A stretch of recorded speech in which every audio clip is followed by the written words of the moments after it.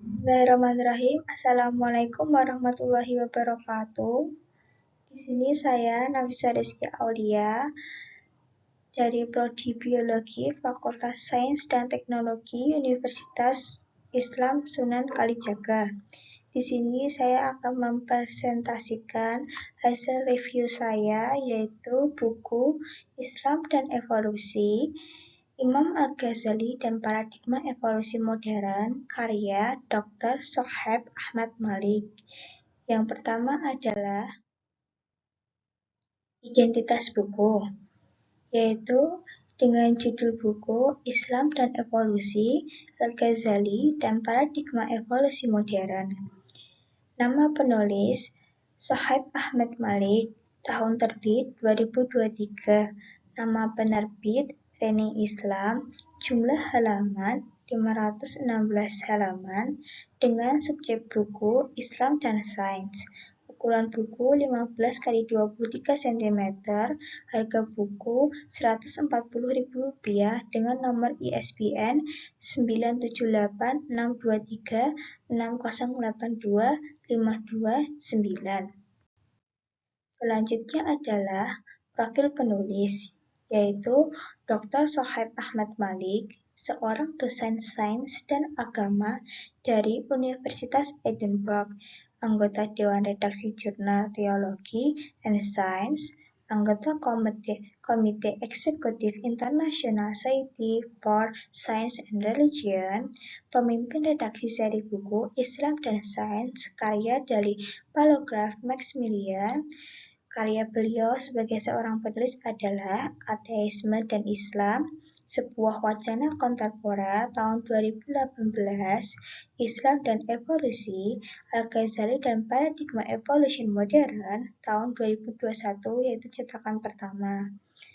Selanjutnya adalah hasil dari isi review, yaitu adalah Islam dan Evolusi, Al-Ghazali dan Paradigma Evolusi Modern, karya Shoaib Malik, merupakan buku tentang hubungan antara Islam dan evolusi, di mana memberikan analisis tentang pandangan Al-Ghazali terhadap konsep evolusi dalam konteks ajaran Islam.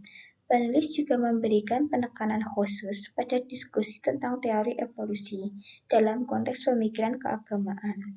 Buku ini menawarkan sudut pandang yang menarik dan mendalam tentang bagaimana Al-Ghazali, seorang cendekiawan Islam terkemuka abad ke-11, yang merumuskan perspektif tentang evolusi dan bagaimana hal tersebut dapat diselaraskan dengan keyakinan agama. Buku ini juga menjelaskan dan menyajikan tentang bagaimana pandangan Al-Ghazali mengenai penciptaan dan alam semesta dapat dipahami secara ilmiah maupun teoristis. Selanjutnya adalah kelebihan buku. Yang pertama adalah buku ini memiliki penjelasan yang terperinci serta mencoba menjembatani pemikiran agama dan ilmu pengetahuan tanpa terjebak dalam pendekatan yang ekstrim, baik yang menolak sains sepenuhnya maupun yang mengadopsi sains tanpa mempertimbangkan aspek religius. Yang kedua adalah buku ini menjabarkan materi secara sistematis, di mana membuatnya mudah bagi pembaca untuk membacanya serta memahami bagian bab per bab yang dibahas. Yang ketiga adalah buku ini menyajikan pemikiran yang lugas, di mana penulis menyajikan pemikiran Al-Ghazali dengan cara yang cukup jelas dan mudah dipahami, meskipun topiknya bersifat filosofis dan teologis. Untuk selanjutnya adalah kekurangan dalam buku. Yang pertama adalah buku ini memiliki beberapa bahasa yang masih sulit dicerna dan banyak kata-kata ilmiah dalam buku. Bagi orang awam yang membutuhkan pemahaman yang cukup untuk memahami keterkaitan isi bab pada buku. Yang kedua adalah buku ini lebih fokus pada pemikiran Al-Ghazali tanpa banyak melibatkan pemikiran ilmuwan Muslim modern yang juga membahas hubungan antara agama dan sains. Yang terakhir adalah bahasa yang digunakan buku ini masih cukup baku. Dan untuk terakhir adalah kesimpulan, di mana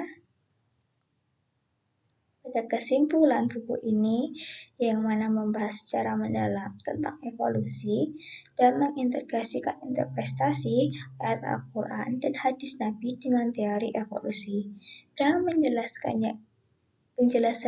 penjelasan yang jelas dan argumen yang kuat, pembaca memperoleh pemahaman yang lebih baik tentang kompleksitas hubungan antara sains dan agama, serta bagaimana agama Islam dapat berkontribusi terhadap kemajuan ilmu pengetahuan. Buku ini juga menjelaskan teologi Asy'ariyah yang sejalan dengan perspektif Imam Abu Hamid Al-Ghazali. Yang lebihnya seperti ini yang dapat saya sampaikan. Mohon maaf bila banyak salah dan kata. Wabillahi taufiq wal hidayah. Wassalamualaikum warahmatullahi wabarakatuh.